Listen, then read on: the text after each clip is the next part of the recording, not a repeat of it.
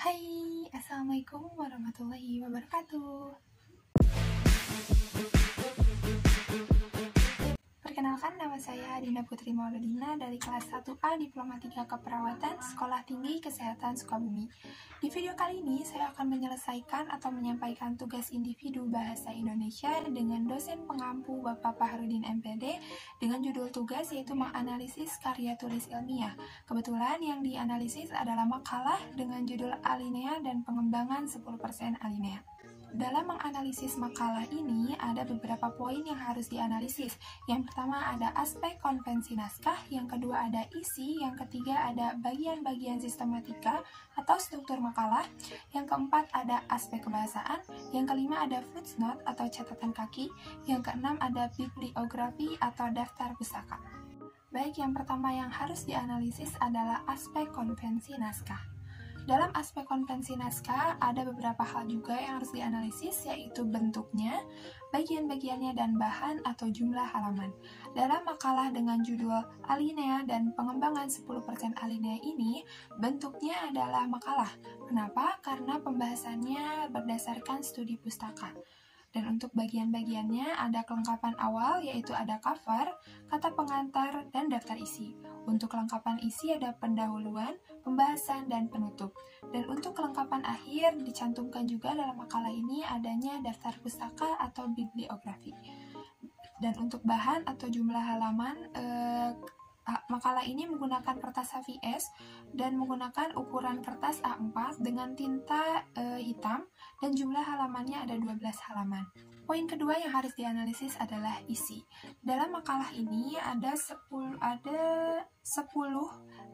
bagian-bagian yang dijelaskan, yaitu pertama ada pengertian dan macam alinea, yang kedua ada syarat-syarat pembentukan alinea, yang ketiga ada kesatuan dan kepaduan alinea, yang keempat ada klimaks dan anti klimaks, yang kelima ada sudut pandang analogi, contoh dan proses, yang keenam ada perbandingan dan pertentangan, yang ketujuh ada sebab akibat, umum dan umum khusus, yang kedelapan ada klarifikasi dan definisi, yang kesembilan ada perkembangan dan kepaduan antar alinea, yang kesepuluh ada penyusunan alinea dengan baik dan benar. Baik, poin ketiga yang harus dianalisis yaitu bagian-bagian sistematika atau struktur makalah.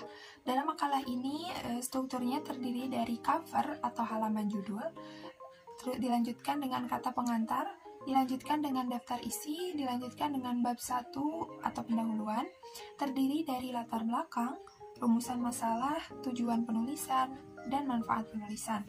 Selanjutnya ada bab 2, tinjauan pustaka, terdiri dari 10 isi yang sudah disebutkan sebelumnya.